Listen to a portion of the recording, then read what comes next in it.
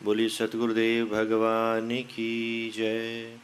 श्री वृंदावन बिहारी लाल की जय। गौरी शंकर भगवान की जय।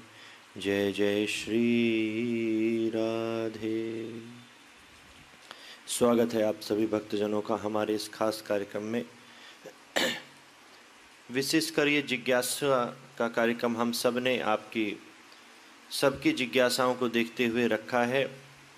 प्रत्येक जीव के मन में कोई ना कोई जिज्ञासा उत्पन्न होती है, कोई ना कोई सवाल खड़ा होता है, धर्म को लेकर, परिवार को लेकर, व्यापार को लेकर, स्वास्थ्य को लेकर। तो वह अपनी जिज्ञासा किसके सामने प्रकट करे, यह एक सवाल खड़ा होता है। तो आप जैसे ऐसे भक्तों को देखते हुए हमने यह अपना खास प्रश्नोत्तरी कार्यक्रम जिज्ञासु भक्तों के लिए रखा है कि आपके मन में किसी भी प्रकार की कोई भी जिज्ञासा उत्पन्न हो तो सवाल आपके और उत्तर हमारे, प्रश्न आपके उत्तर हमारे निम्न नंबरों के द्वारा व्हाट्सएप के जरिए आप अपना प्रश्न भेज सकते हैं। और हम प्रयास करेंगे कि अपने इस नित्य प्रश्नोत्तरी के कार्यक्रम में रात्रि 8:30 बजे से हम आपके प्रश्नों का उत्तर अवश्य देने का प्रयास करेंगे। तो आइए हम आज के मंगलमय कार्यक्रम को प्रारंभ करते हैं। आचार्य जी से निवेदन कि पहला प्रश्न बताने की कृपा करें। राधे राधे महाराज जी। जी राधे राधे आचार्य जी। छत्तीसगढ़ से अनीता जी का प्रश्न है। इनका कहना है कि श्रावण मास में हम अगर भगवान शिव जी को घी अर्पित करें तो उससे हमें क्या लाभ मिलेगा। वंश में विस्तार के लिए घी से अभिषेक, घी अर्पण माना जाता है, लेकिन ऐसा नहीं है कि सिर्फ वंश में ही वृद्धि होती है। घृत से स्नान कराने में या घृत से अभिषेक कराने में और भी बहुत सारी वो है, लेकिन मुख्य तौर पर वंश वृद्धि के लिए भगवान शंकर के ऊपर घृत जो है वह चढ़ाया जाता है। तो आपका जो परिवार है उसमें वंश की वृद्धि होती है और जो संतान है वह भी सुरक्षित रहती है। तो श्रावण मास में भगवान शंकर को घी अर्पित करें, घी से स्नान कराएं, घी से मालिश करें, तो ये बड़ा ही शुभ माना जाता है। तो आपके मन में ये विचार आया है तो आप घृत से सेवा भी करना चाह रही होंगी, तो घृत से आप निरंतर भगवान की सेवा करें। विशेष भोलेनाथ की कृपा आपके ऊपर हो जाएगी। श्रावण का मास चल रहा है, चारों ओर वर्षा हो रही है, गंगा मैया, यमुना मैया अपना सुंदर रूप दिखा रही हैं। लोग व्यकल हो रहे हैं, व्यकल होने की कोई बात नहीं है। आज हम वृंदावन में ही देखें तो परिक्रमा मार्ग में परिक्रमा जो है नाव में बैठकर लगाई जा रही है। क्यों लगाई जा रही है? क्योंकि यमुना जी ज़्यादा आगे नहीं आई।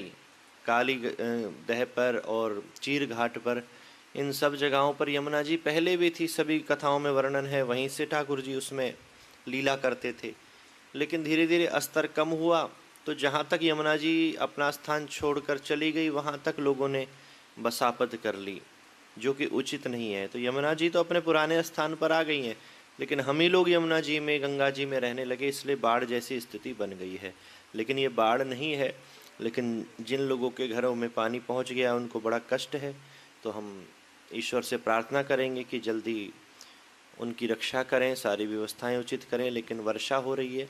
श्रावण में एक अलग ही पूरे देश में, क्या पूरे विश्व में शिवमय वातावरण बना हुआ है। इस वातावरण को देखकर अपने आप ही हर भक्त का मन शिव पूजन की ओर आकर्षित होता है, और इस आकर्षण को प्रेम और विश्वास में बदल दें, यही मनुष्य के जीवन की सार्थकता है।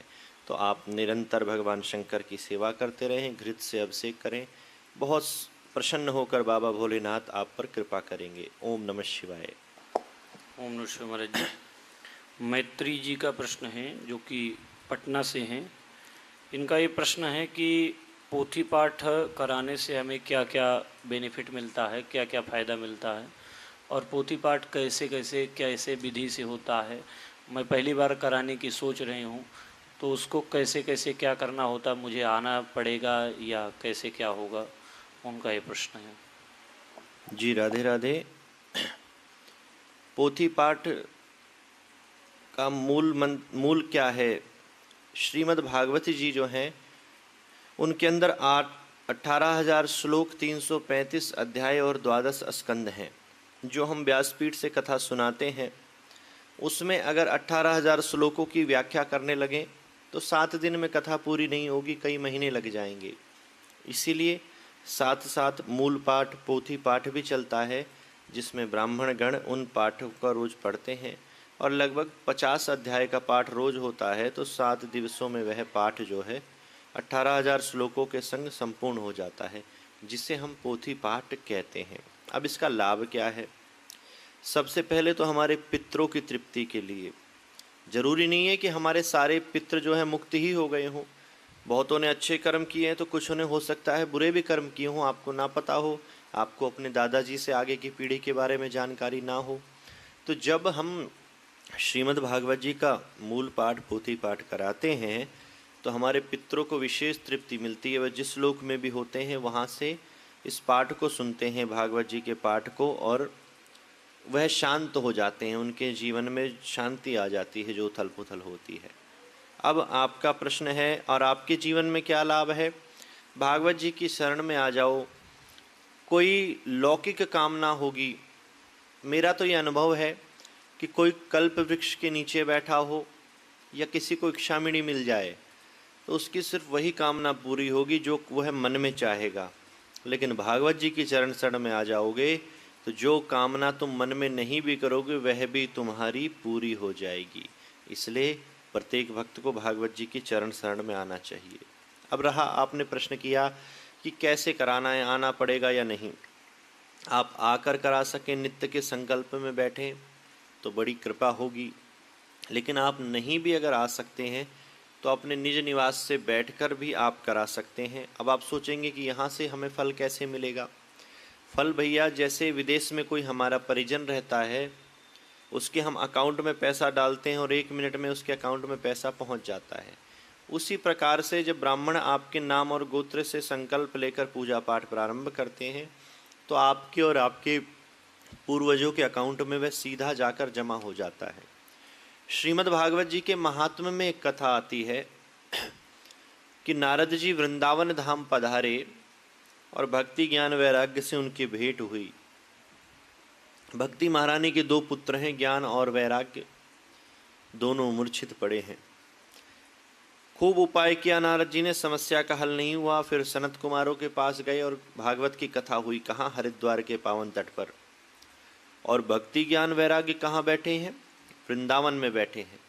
ना कोई माइक था, ना कैमरा था, ना टीवी था उस युग में। फिर भी भक्ति ज्ञान और वैराग्य के कष्ट की निवृत्ति हो गई। क्यों? क्योंकि उनके नाम गोत्र से कथा की गई। उसी प्रकार से आप आ जाएं तो वेल एंड गुड है, लेकिन अगर नहीं भी आ पाते हैं तो आपके नाम गोत्र से जो मूल पाठ होता है उसका पूरा का पूरा फल आपको मिलता है। तो जैसे भी आप कराना चाहें, निम्न नंबरों पर संपर्क करके आप मूल पाठ अवश्य करा लें। ओम नमः शिवाय। राधे राधे महाराज जी। जी राधे राधे। विजय कुमार सिंह जी हैं, पटना से हैं। इनका प्रश्न ये है कि क्या श्रीधाम वृंदावन में आकर के कथा श्रवण हम कर सकते हैं कि नहीं कर सकते हैं? स्वागत है आपका। नित्य की कथाओं में हम कहते हैं कि जो भी श्रद्धालु वृंदावन वास करना चाहें, कथा सुनना चाहें, तो वह अपने गुरुद्वारे श्री गौरी शंकर धाम आश्रम में पधार कर कथा सुन सकते हैं और आनंद से वृंदावन धाम का दर्शन कर सकते हैं, परिक्रमा लगा सकते हैं। तो आप आना चाहें तो हमारे निम्न नंबरों पर संपर्क करें। और जब भी आप आना चाहें, 24 घंटे आश्रम के द्वार भक्तों की सेवा के लिए खुले हैं। आपका बहुत बहुत अभिनंदन है, बहुत बहुत स्वागत है। आप पधारने की कृपा करें। ओम नमः शिवाय। राधे राधे महाराज जी। ममता जी हैं दिल्ली से।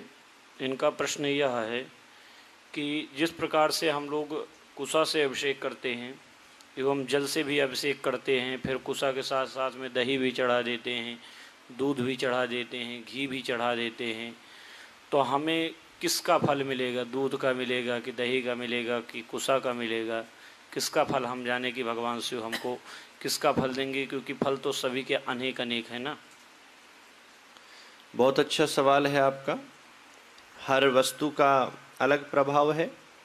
कुशा से अभिषेक करते हैं तो स्वास्थ्य में वृद्धि होती है, मधु से शहद से करते हैं तो धन में वृद्धि होती है, गन्ने के रस से करते हैं तो लक्ष्मी में वृद्धि होती है, तीर्थ जल से करते हैं तो मोक्ष की प्राप्ति होती है। उसी प्रकार से जब सब चीज़ों से मिलाकर करते हैं तो सब चीज़ों की थोड़ी थोड़ी प्राप्ति होती है। जब आप कुशा भी रखेंगे, जल भी रखेंगे, दुग्ध भी रखेंगे, गन्ने का रस भी रखेंगे, तो जितनी आपके जीवन में आवश्यकता है उतनी उतनी चीज़ें आपको मिल जाएंगी। क्योंकि कोई थॉट तो, कोई सीमा तो है नहीं। अब आपके पास कितना धन आ जाए उसकी कोई सीमा नहीं है। या फिर आप सोचें आप कभी बीमार ही ना हो, कभी बुखार भी ना हो, तो यह भी संभव नहीं है। ये प्रकृति की लीला है, स्वास्थ्य भी बिगड़ना है कभी ना कभी। उसी प्रकार से जितनी आवश्यकता है उससे ज़्यादा भी वस्तु कई बार मिल जाती है तो व्यक्ति जो है वह भटक जाता है। आपको भटकना नहीं है। सब चीज़ों से अभिषेक करोगे, सब चीज़ भगवान शंकर पर चढ़ाओगे तो सबका फल मिलेगा, थोड़ा थोड़ा, जितनी तुम्हें ज़रूरत है। बस जितनी ज़रूरत है उतनी चीज़ मिल जाए तो उससे ज़्यादा की आवश्यकता क्या है। कामनाओं की निवृत्ति ही जीवन में आनंद लाती है। अगर कामनाओं से निवृत्ति नहीं मिली, एक कामना पूरी हुई, दूसरी शुरू हो गई, दूसरी पूरी नहीं हुई, तीसरी शुरू हो गई, तो जो वस्तु आपको मिली है उसका सुख आप नहीं ले सकते। आपने सुंदर बड़ा सा घर बनाया, रहने लगे, किसी मित्र के घर में गए, उसका घर आपके घर से भी बड़ा है, तो कभी अपने घर में सुख नहीं महसूस करोगे, सोचोगे कि उतना बड़ा मेरे पास हो जाए। तो सबसे पहली कृपा तो कामना की निवृत्ति होना है। कामना की निवृत्ति जब हो जाएगी तब जो आपके पास एक्चुअल में अभी जो वस्तु है उसका सुख आप भोग पाओगे। तो कामना की निवृत्ति के लिए प्रार्थना करें और जितनी आवश्यकता है उतनी वस्तु तो इन सब चीज़ों से मिल जाएगी, तो सबका फल मिलता है। तो आप सब चढ़ाया करें। बड़ा अच्छा लगा आपका प्रश्न सुनकर। ऐसे जिज्ञासु भक्त जब प्रश्न करते हैं तो उनसे चर्चा करने में भी जो है वह विशेष आनंद आता है। राधे राधे। राधे राधे महाराज जी।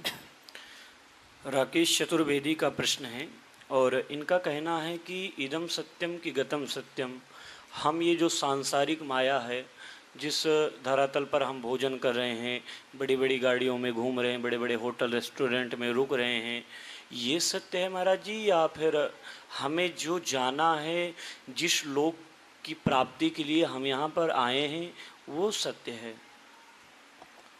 सत्य तो बस वही है जहाँ से हम आए हैं, जहाँ हमें जाना है। लेकिन श्री रामचरितमानस में भगवान शंकर स्पष्ट रूप से माँ पार्वती से कह रहे हैं कि उमा कहूँ मैं अनुभव अपना, सत हरि भजन जगत सब सपना। उमा कहूँ मैं अनुभव अपना, सत हरि भजन जगत सब सपना। ये जो जगत है, संसार है, ये स्वप्नवत है, एक सपना ही है। एक बहुत सुंदर रंगमंच है, उस पर प्रत्येक व्यक्ति अपनी अपनी प्रस्तुति दे रहे हैं।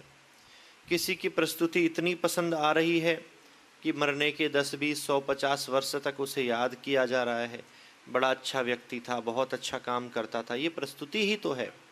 और कुछ लोग ऐसी प्रस्तुति देते हैं कि जो कुछ दिनों के बाद ही लोग उसे भूल जाते हैं और ऐसा कहते हैं अच्छा हुआ ये चला गया, उसकी प्रस्तुति लोगों को नहीं पसंद आई। तो इस संसार में हमें ऐसा रहना चाहिए जैसे एक रंगमंच पर एक कलाकार प्रस्तुति देता है, लेकिन वह अपने रोल में अंदर नहीं घुसता है, प्रस्तुति देकर फिर वह वास्तविक जीवन को जीने लगता है। जिस प्रकार से एक मूवी में एक विलन होता है और वह जो विलन होता है मूवी के बाद भी अगर विलन जैसा व्यवहार करे, विलन जैसा रोल करे, तो वह जो है कभी भी अपने परिवार के साथ व्यापार में प्रसन्न नहीं रह सकता। इसलिए समय समय पर वो विलन बनता है लोगों को दिखाने के लिए, लेकिन अपनी वास्तविक जिंदगी को आनंद से जीता है।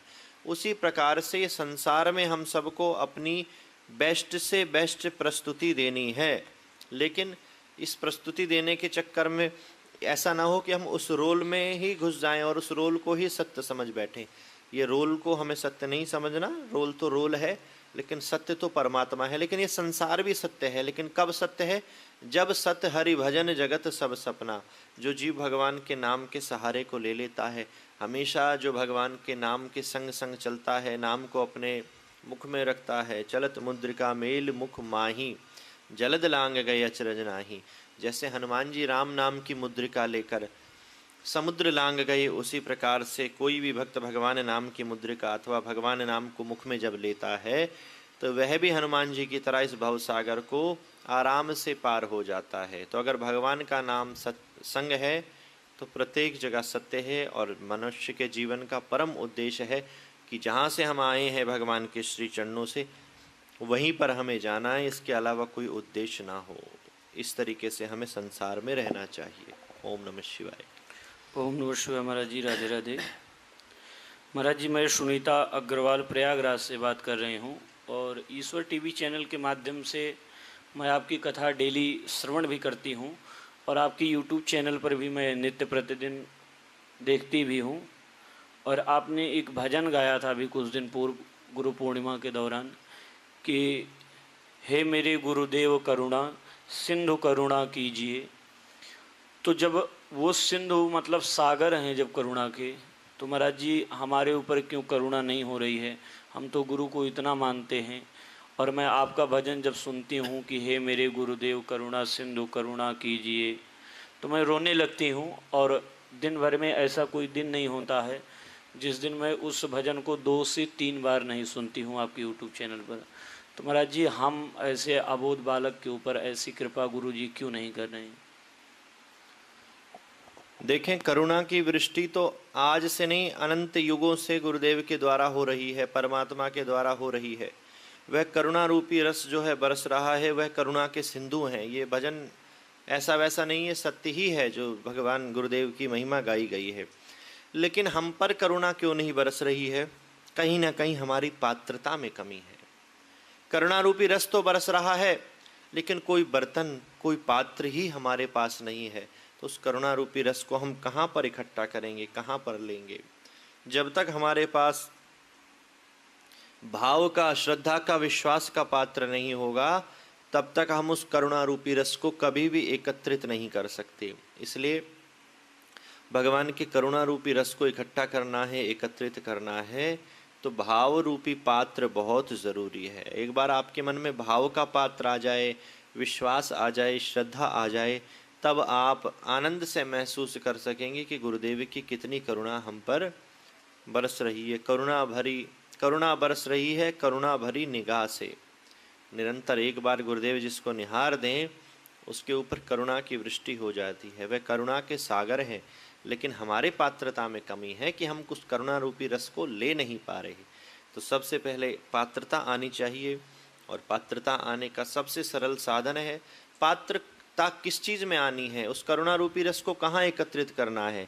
सिर्फ और सिर्फ एक ही पात्र भगवान ने दिया है, वह है हमारा हृदय।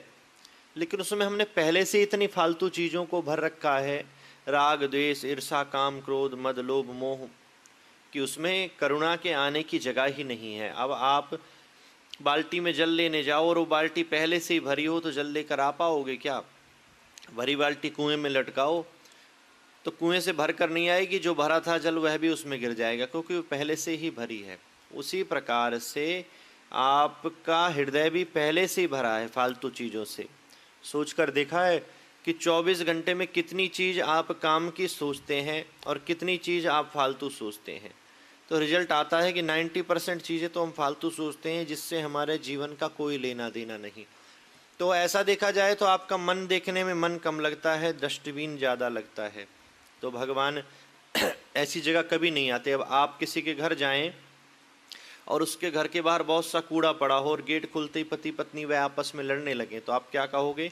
हम बाद में आते हैं, अभी थोड़ा समय नहीं है, कोई काम आ गया।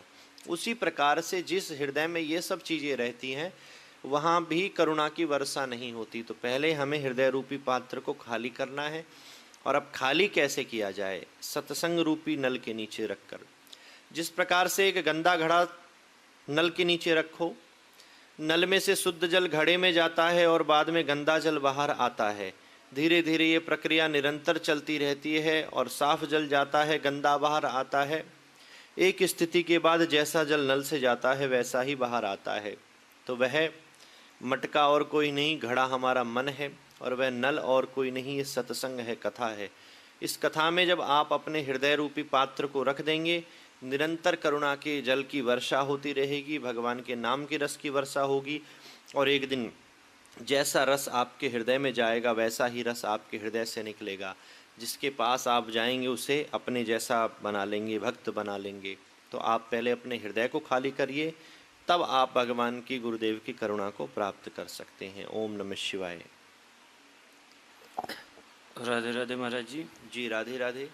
नैना जी का प्रश्न है। नैना बहन जी हैं, बड़ौदरा से हैं, और इनका प्रश्न यह है कि सारे जगत में ऐसी कौन सी वस्तु है जो अलौकिक है और भगवान से जोड़े रहती है, और ऐसी वस्तु या ऐसा मंत्र का जो नाम है जो भगवान से और गुरु के चरणों में हमेशा प्रीति बनी रहे, और यही कामना हो कि जो भी भजन पूजन संकीर्तन या जो भी हमारा जो समय व्यतीत हो रहा है वह प्रभु के ही श्री चरणों में समर्पित हो। सबसे अलौकिक वस्तु इस संसार में है गुरु मंत्र। जो गुरुदेव ने भगवान का नाम हमें दिया है, उससे अमूल्य वस्तु कोई चीज़ नहीं है। वस्तु अमूलक दी मोरे सतगुर। और मीरा जी कहते हैं, पायो जी मैंने नाम रतन धन पायो। इस जो भगवान का नाम है, इसकी तुलना रत्नों से करी है कि रतन धन से भी श्रेष्ठ है भगवान का नाम। तो यही अलौकिक है। और निरंतर हम अगर मंत्र जाप मम दृढ़ विश्वासा, पूरे विश्वास के साथ अगर मंत्र का जाप करें तो सदैव हम भगवान की सन्निधि में रहेंगे, भगवान से हम जुड़े रहेंगे।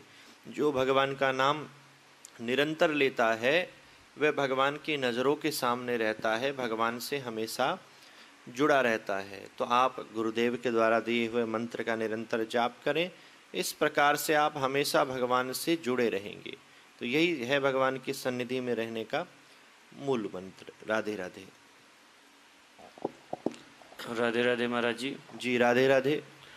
आरुल चौहान जी हैं, जो कि देहरादून की पावन धारा से हैं, और ये आपकी शिव कथा नित्य प्रतिदिन श्रवण कर रही हैं। इनका प्रश्न ये है कि मैं आपकी कथा रोज़ श्रवण करती हूँ, शिव कथा। आज द्वितीय तृतीय दिवस की कथा भी आज हम श्रवण करेंगे, उन्होंने बतलाया है। और कहा है कि क्या शिव कथा सुनने से मोक्ष की प्राप्ति होती है? 100% शिव कथा, भागवत कथा, कोई भी कथा सुनने से, और भगवान शंकर तो वैसे ही मोक्ष के देव हैं। तो कोई जो जीवन में भगवान की शरण में नहीं आ पाया, अंत समय शमशान में भी अगर भगवान शंकर की सन्निधि में आ जाए तो भी उसे मोक्ष की प्राप्ति वह कराते हैं।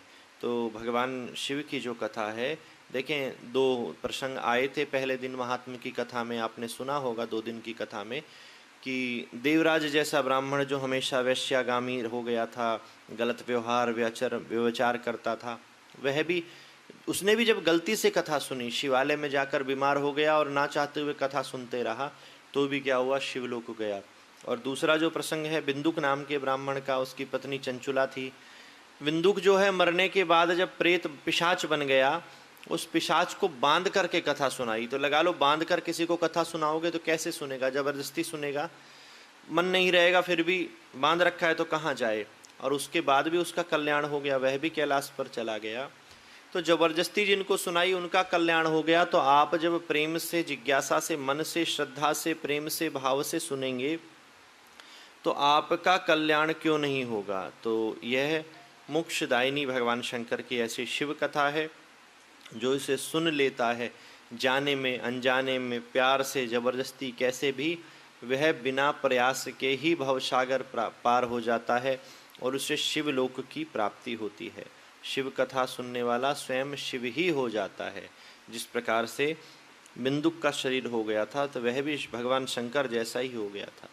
ब्रह्म को जानने वाला ब्रह्ममय हो जाता है, जाने तुम्हें तुम्हें हो जाई, ये सूत्र है। तो इसलिए ये अवश्य है, अगर आनंद के साथ शिव कथा सुनी जाए तो मोक्ष की प्राप्ति निश्चित है। ओम नमः शिवाय। राधे राधे महाराज जी।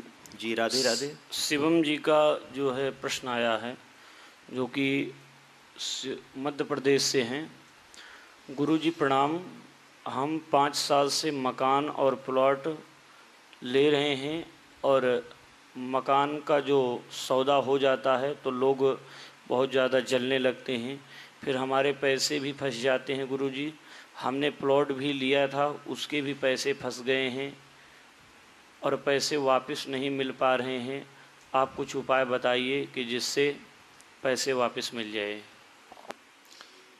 मधुयुक्त जल, शहद में जल मिलाकर उससे भगवान शंकर का अभिषेक किया जाए तो आपकी यह समस्या दूर हो सकती है। तो भगवान के चरणों में विश्वास करें और पूरा विश्वास करें कि प्रभु जो आप करेंगे अच्छा ही करेंगे, हम तो बस आपके चरणों की धूल हैं, आपसे प्रार्थना ही कर सकते हैं। तो प्रार्थना क्या करनी है कि भगवान का अभिषेक करना है मधु युक्त जल से, शहद युक्त जल के द्वारा।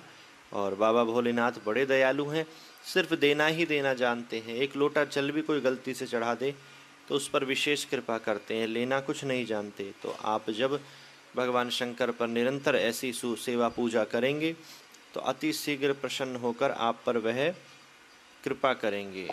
ओम नमः शिवाय। राधे राधे महाराज जी। जी राधे राधे। मनीष भदौरिया जी का प्रश्न है कि क्या गन्ने के रस से अभिषेक करने से वैदिक ब्राह्मणों के द्वारा वास्तविकता में लक्ष्मी की प्राप्ति होती है? निश्चित, अवश्य, इसमें कोई संदेह नहीं है। हमारे शास्त्रों में लिखा है, वेदों में लिखा है और निज अनुभव हमने किया है, अनेक भक्तों पर प्रयोग किया है कि जिसके ऊपर भी धन का अभाव जिसके जीवन में हो, वह अगर गन्ने के रस से भगवान शंकर का अभिषेक करे तो उसके ऊपर माँ लक्ष्मी की कृपा होती है, उसके यहाँ धन की प्राप्ति होने लगती है। तो आप वैदिक ब्राह्मणों के द्वारा और हो सके तो नमक चमक से गन्ने के रस से भगवान शंकर का अभिषेक कराएं। और बड़ा सुंदर श्रावण का वातावरण है, पूरे वृंदावन में, अलवर आश्रम में, दोनों ही जगह महारुद्रा अभिषेक चल रहा है। तो जिस भी वस्तु से आप कराना चाहें उससे अभिषेक हो जाएगा। गन्ने के रस से अगर आप कराएंगे तो उसकी भी व्यवस्था सब हो जाएगी। तो आप यहाँ पधारें वैदिक ब्राह्मणों के द्वारा। कल से अधिक मास भी प्रारंभ हो रहा है, 18 जुलाई से 16 अगस्त तक। तो उसमें आप कराएं तो बहुत ज़्यादा आपको फल मिलेगा। अधिक मास में किया गया, पुरुषोत्तम मास में किया गया जो पुण्य होता है वह विशेष फलदायी, विशेष लाभकारक होता है। और कुछ पार्थिव शिवलिंग का निर्माण भी कल से हमारे आचार्य जी करा रहे हैं, तो उसमें भी आप सम्मिलित हो सकते हैं। अपने द्वारा पार्थिव शिवलिंग का निर्माण कर सकते हैं और पार्थिव शिवलिंग का अभिषेक भी कर सकते हैं। तो आप से निवेदन है कि आप वृंदावन पधारें, भगवान शंकर की इस अद्भुत पूजा में श्रावण मास में सम्मिलित हों। नाना प्रकार के सुंदर सेवा प्रकल्प चल रहे हैं। नित्य कथा का रसास्वादन करें। ईश्वर टीवी पर 2 बजे से 4 बजे तक प्रतिदिन आप कथा सुन सकते हैं। हमारे यूट्यूब चैनल शिवम साधक जी पर जाएं, उस पर भी आपको कथा श्रवण करने को मिल जाएगी। और साथ ही साथ नाना प्रकार के जो सेवा प्रकल्प हमारे ट्रस्ट के द्वारा चल रहे हैं उनमें भी आप भाग ले सकते हैं, जिसमें बंदर सेवा, संत सेवा, अन्न क्षेत्र सेवा, जल सेवा, गौ सेवा और भी कई सारी सेवाएं हैं। तो आप उनमें भी भाग ले सकते हैं। जो भक्त वृंदावन में कुछ दिन वास करना चाहें तो पधारें, कुछ कुटिया बनवा कर रहना चाहें तो उनका भी बहुत बहुत स्वागत है। जैसा भी आप सम्मिलित होना चाहें, आप निम्न नंबरों पर सम्मिलित होकर अपने जीवन को कृतार्थ करें। लेकिन श्रावण मास में एक रुद्राभिषेक तो आपका वैदिक ब्राह्मणों के द्वारा होना ही चाहिए। वह ब्राह्मण जिससे आप अभिषेक करा रहे हैं वो कितनी संध्या करता है, कैसा उसका जीवन है, यह सब चीज़ आपको पता होनी चाहिए। पूरी रुद्री उसको कंठस्थ होनी चाहिए। इन सब चीज़ों का विधान है। पाठ बिल्कुल शुद्ध होना चाहिए। इसलिए यहाँ जो आपको संस्था की ओर से ब्राह्मण मिलेंगे वे परम विद्वान मिलेंगे और उनके द्वारा आप जब अभिषेक कराएंगे तो आपको विशेष फल मिलेगा। तो आप एक बार आइए, कराइए। और अभी जो आपने प्रश्न किया कि गन्ने के रस से अभिषेक कराने का क्या फ़ायदा है, क्या सच में लक्ष्मी प्राप्ति होती है? जब आप खुद करा लेंगे आपके जीवन में कुछ बदलाव आएगा तो आप स्वयं ही महसूस करेंगे। तो हम तो आपसे यही कहेंगे कि आपका बहुत बहुत स्वागत है। पधार कर यहाँ पर अभिषेक कराइए, संतों की सेवा करिए। मनुष्य के जीवन की यही सार्थकता है। इससे ज़्यादा श्रेष्ठता मनुष्य के जीवन की और दूसरी कोई नहीं हो सकती। तो बड़ा आनंद आया आप सबके संग आज इस धर्म चर्चा को कर। अगर आपके मन में किसी भी प्रकार की कोई जिज्ञासा है तो हमारे निम्न नंबरों पर व्हाट्सएप के द्वारा आप अपनी जिज्ञासा भेज